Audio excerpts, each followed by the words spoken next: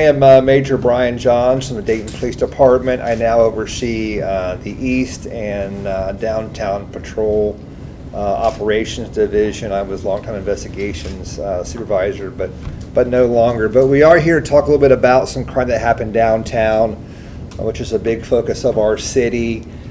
Tuesday morning, about 4:15 a.m. to about 4:30 a.m., a gentleman, 60 years of age, broke out numerous windows on West First Street and Ludlow Street in downtown Dayton.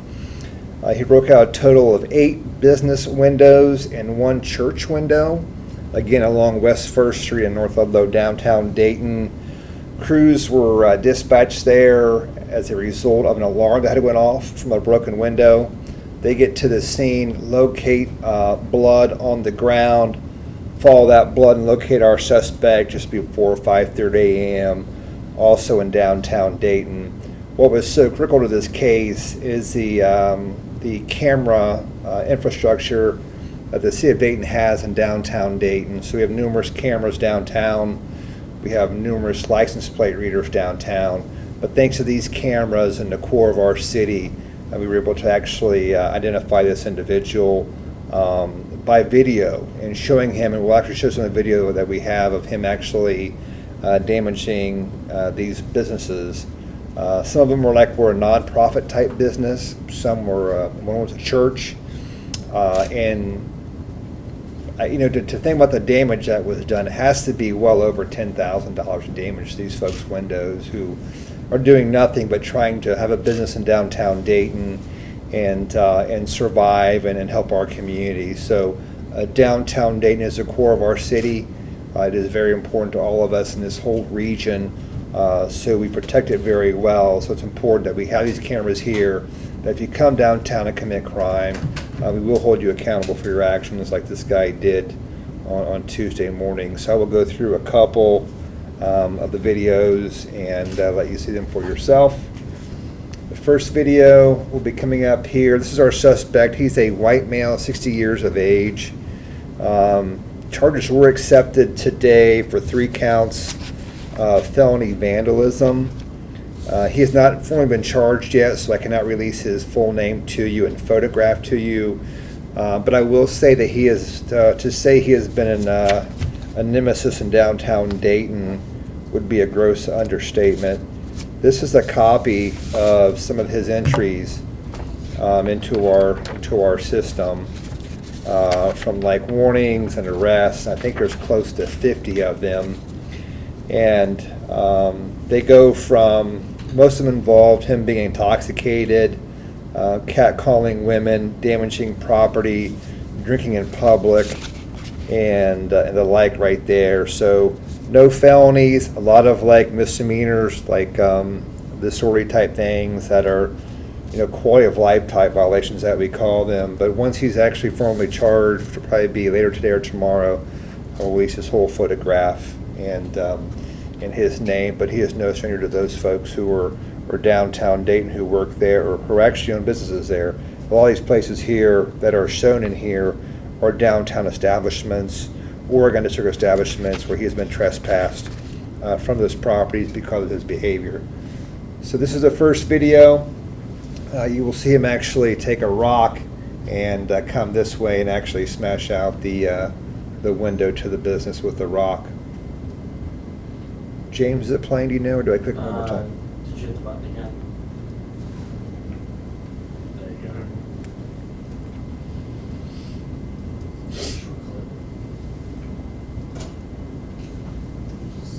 That's it for that one.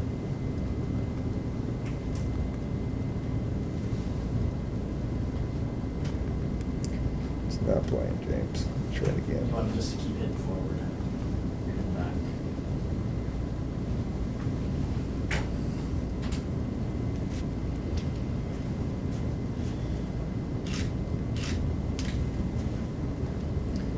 This is him. You'll notice him on this window breakage. He actually uses his foot. You'll see this truck coming into the display right here. He kind of watches the truck a little bit to make sure it passes by, and then he goes ahead and does his damage. You can kind of notice how he's walking there. He's not quite sure-footed.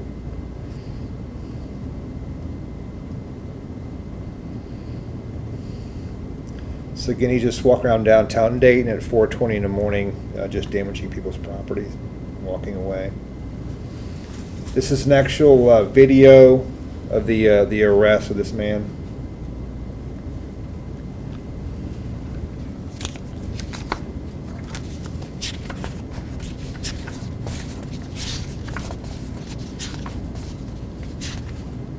There'll be some sound come on here just in a few seconds.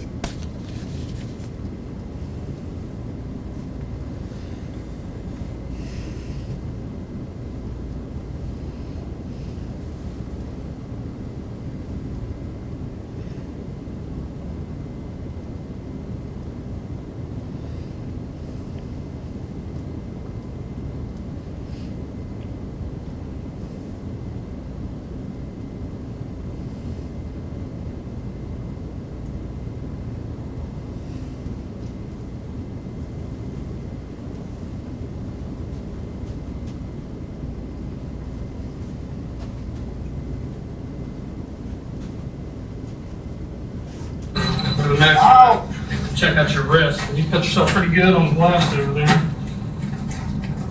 Blast there.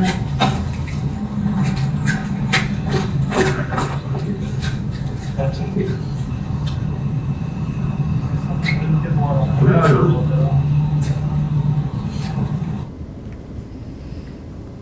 And that's all the video. In closing, though, I just want to reiterate, the Dayton Police Department has always been, on the forefront in regarding the use of technology and our real-time crime center and the placement of our cameras here in downtown Dayton to protect our core city. I think it's just a great example of how we use technology to solve crime and actually prevent crime. So I'll take any questions if anybody has anything. Will you just go over again, you're talking about how this particular person is no stranger to officers and businesses downtown, and why that is? Yeah, I mean, if you just look at his close to 49 entries, I know there was a question posed earlier about like mental health, and there is no doubt mental health in our society in general is a huge problem in Dayton and other cities, and homelessness and things like that. This man does have a slight history of mental illness, but way overbearing than that is his use of alcohol. And when you go through this and read through these, almost all these involve him being intoxicated, approaching people, causing disturbances at businesses, taking his clothes off downtown and things like that. So, I mean, as I mentioned earlier, downtown is the core of our city, and we have to protect it in all communities. But I mean, especially like our downtown Dayton, and we just, like this here, we see this, and it impacts business in so many ways. That's why I wanted to come here today and kind of show how we use technology in Dayton PD to solve these crimes and try to help our businesses and help our community grow into a better place to live and work. But he has been a menace, I guess, is what he's been a menace downtown. Correct, he has. Yeah, most of these here in this listing involve Oregon District, downtown Dayton businesses, East Dayton businesses, West Dayton businesses, but predominantly it's downtown Dayton where he gets intoxicated, comes downtown, approaches people, damages property and the like. So yes. Does I mean, like, so, yeah, I mean, it's not like you can trespass them from downtown or neighborhoods. I mean, what do you think is an effective way to address a person who causes this much problems? Well, I wish I had the answer to that, because I probably wouldn't be a police officer. I'd be in charge of someplace, but I don't know the answer to it. I mean, this man is 60 years old. I mean, he is cognitive to the point where he knows what he's doing. He voluntarily drinks alcohol and comes down and causes tens and thousands of dollars in damage to property. I don't really know what the answer is to people like that. And he should know better, but he doesn't. So, I mean, I think in cases like this, I mean, if you know me and you know my history, I'm all for helping people who are in a tough situation, be it with human trafficking or addiction, but like to have this type of damage these people who own these companies and businesses did nothing to this man. They were closed. He came downtown and did this damage. So I don't really have the answer to it. He's being charged with 3 felonies. So maybe jail will help him this time, because most of his other offenses are misdemeanor offenses. This is going to be a felony based upon the amount of damage to the businesses. And even just being there is possible that his substance abuse problems could be addressed, possibly. Well, I have no doubt with his history, it's probably been addressed before in the past, but he has not maintained that sobriety and continues to do this. So, I hope he's held accountable, because, we just can't have this in downtown Dayton. It just can't have it. So did private cameras come into play, like help you identify They him? did. And where was he arrested? Yeah, I don't have the exact location of the arrest. It wasn't too far from the location there on West First Street, but we did have camera footage from both DPD cameras, from the Real-Time Crime Center, and private cameras as well. Did you track him, like using cameras, and figure out where he was? No, we tracked him from blood. Oh. Yep. And just to clarify, I think you mentioned how far those prior incidents, those misdemeanors could date back to. What was that date one more time? I don't have as far as his history here. Yeah, I don't have all the specific dates. When you print these out, it didn't do the dates, but there's close to, I think there's 49 or 50 entries that we have in our system from him being involved in public intoxication and disorderly conduct incidents. Are those actually criminal charges or just? Sometimes, some are, some aren't. Sometimes he was cited, sometimes he was trespassed off. He was at St. Clair intoxicated, so they just did a trespass on him and things like that. And did he try it, you talk about people trying to pretend they're not going to take responsibility for it and you wanting to be held accountable. He didn't, where your officers found him was not right where any of these things happened. So he had left the area. Yeah. And then it looked like maybe he took his shirt off or something. So was he basically trying to hide from any officers that might be looking for him? Yeah, clearly from where he was at, he was trying to hide. Now, him having the shirt up, I'm not sure if he used that shirt to stop the bleeding, maybe an attempt to do that, but he was trying to hide there in that little, I don't know if that's some sort of little Underground. old basement or something at one time, but yeah, he was hiding in there. Which tells you that he at least knew he probably shouldn't have been doing that. Well, if you look in the video, when he's actually kicking the glass out of the window there, the door, he waits till that truck kind of leaves before he does his thing. So he knew what he was doing and that it was wrong. I just don't think he didn't care. When he was picked up, was he hiding? Was he sleeping? What was? Yeah, he was hiding in that little basement area right there. And I know you mentioned alcohol, but are there any drug charges, or do you know, has he been unhoused, homeless at all? I can't speak. Most of these here kind of shows him having an address in the Dayton area, both with him and a brother he has in the area. So as far as being unhoused, I can't speak to his present housing stability. But there are no drug charges at this time. It's just the felony vandalism he's being charged with. So other than capturing the incidents on camera and getting them afterwards, is there anything that could be done, proactively to prevent something like this? And would patrols or anything made a difference, or not really? I think patrols can. If you look in the video there, he saw what appeared to be some sort of large dump truck, which kind of caused him to wait a little bit.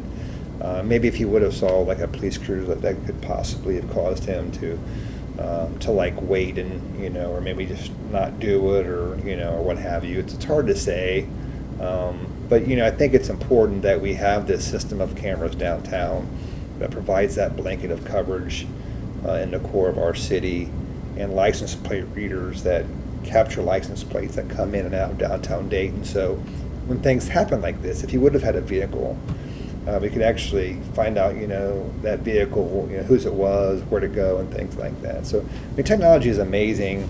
I'm not I'm kind of an older guy and a big tech guy, but I attended a technology conference a while back in Indianapolis, that's law enforcement related, and some of the technology is amazing that they have with drone as first responder, and now cameras that can actually capture a firearm and alert police that a gun has been seen in an area when some people wouldn't call the police or didn't even see it. So it's very, very interesting technology. And just overall, I think there was some vandalism in Oregon District not long ago, if I remember.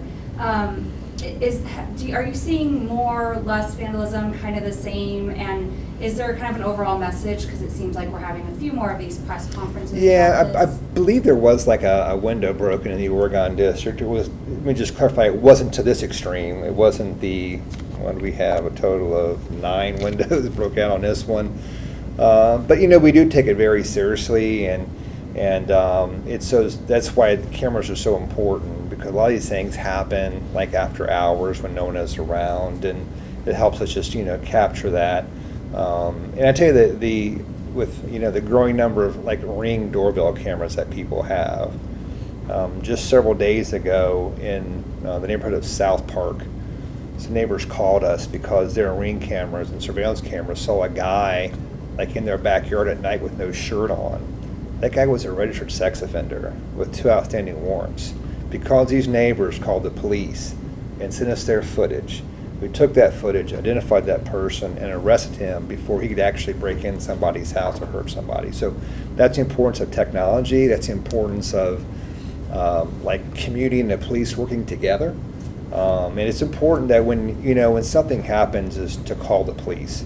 We do see in some things like vandalism where folks report it via Facebook or social media, and but don't call the police. If we're not aware of it, we can't address it or investigate it unless we know about it. So don't report it on social media. You can, but call the police first and let us know about it. And when it comes to these businesses that were affected, is there anything that leads you to believe that he targeted those businesses specifically? No, there was no indication that he targeted those locations, except for the fact they were all close together. He happened to be there. There was nobody out. And he wanted to be a jerk, I guess, would be a better way to do it, yeah. And talking to those businesses, I know they're frustrated with everything that happened. What have been some of the things they've told you just about seeing all this happen just in the span of hours? Yeah, I mean, it's tough because having folks that I know and people in my family who own small businesses, they're not millionaires, and insurance and cost to replace that type of stuff is not cheap. So my heart goes out to them, and we thank them for being a part of the downtown Dayton community, for coming here to do business. And it's our job as law enforcement and Dayton Police and the city of Dayton to help them thrive downtown and hold people accountable for dumb things like this.